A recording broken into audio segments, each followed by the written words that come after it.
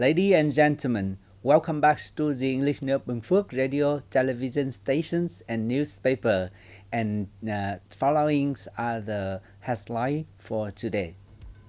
Education sector in Dong Xoai City overcome a difficult year. Binh Phuoc's banking sector continue to grow sustainably. Industrial park in Binh Phuoc attracts 185 businesses with over 56,000 employees. There are women in Davao to preserve broadcast revenue.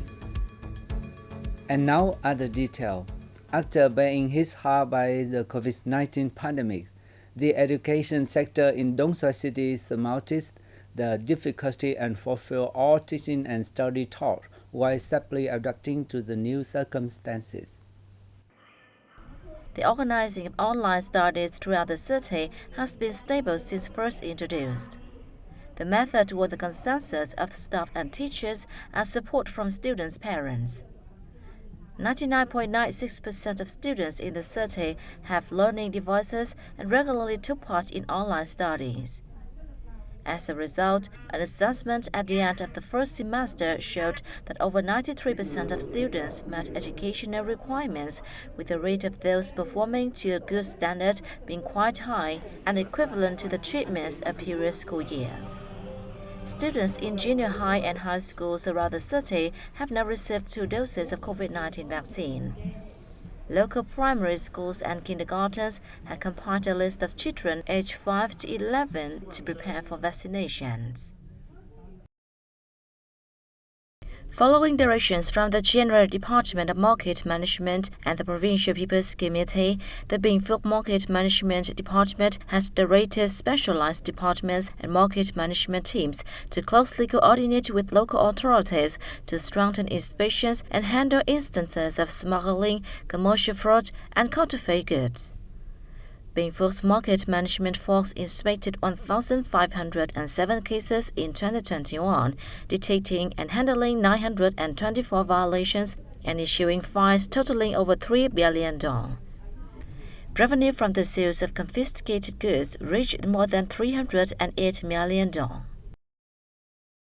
Despite the impacts of COVID-19, by being proactive and flexible, and by strictly following the direction from the government and the Provincial People Committee, Binh Phuoc's banking sector continues to develop stably and makes an important contribution to the province's overall growth.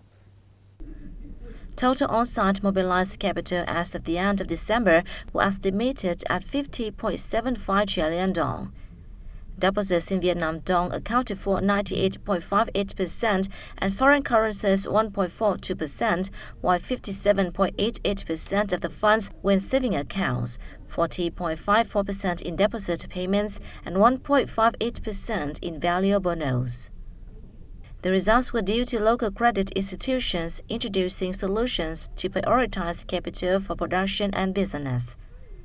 Effective credit growth went hand in hand with control over credit quality, with bad debts accounting for some 0.67% of total outstanding loans.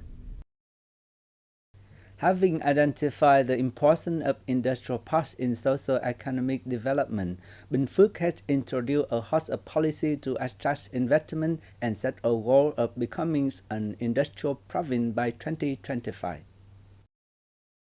12 of its 13 licensed industrial parks have been put into operation, attracting 385 projects, of which 261 are foreign investors and 124 are domestic projects, on a total leased land area of 1,261 hectares.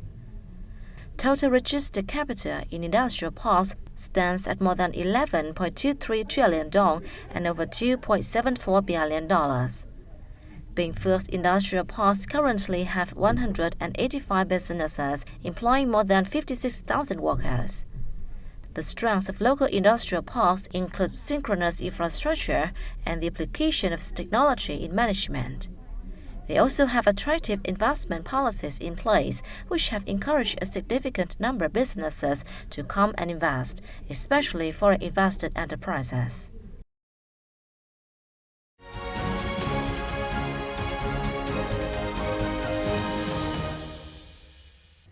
Ladies and gentlemen, in Cap Village in Manong commune in Chupa rural district in the Central Highland province of Gia Lai, it is quite easy to find local Zarai women passionately weaving eye-catching broadcasts on traditional looms.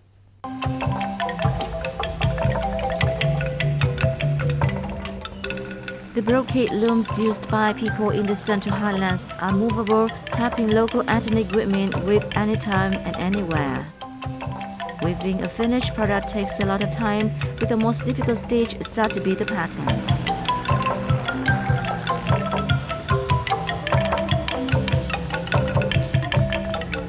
A traditional brocade weaving club has been established by local women in Pernau village in Tuan commune and He town, Gia Lai province.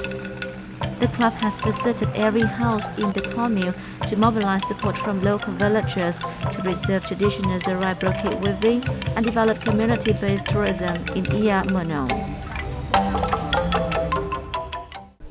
There are still many women who are passionate about the craft. I wanted to do something for the community so that these artisans could find a good market for their products, so I proposed establishing the team. The brocade patterns express the ingenuity and meticulousness of Zarai women. The patterns are often associated with activities in the daily lives of Central Highlands people, such as row houses, forests, and mountains. Brocade weaving is a top trade, and it takes a lot of time to make a single product.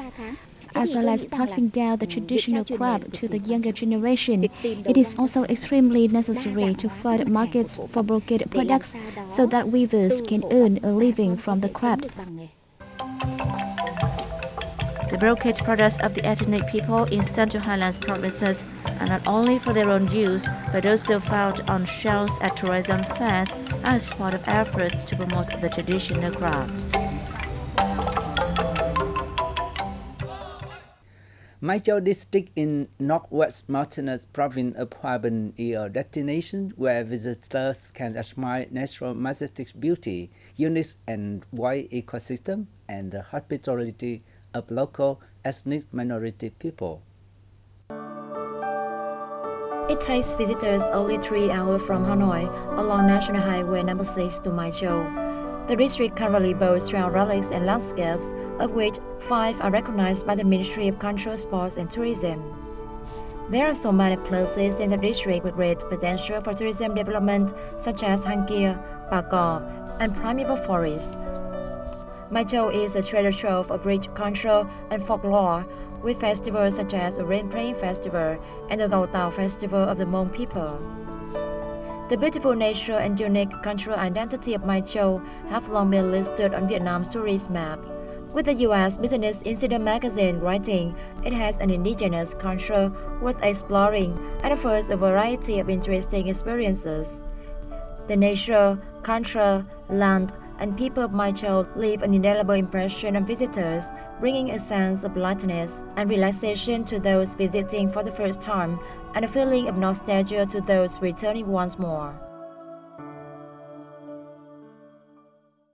An exhibition which recreates the Vietnamese traditional Tết Lunar New Year is being held at the display space at the National Archives Central 1 in Hanoi.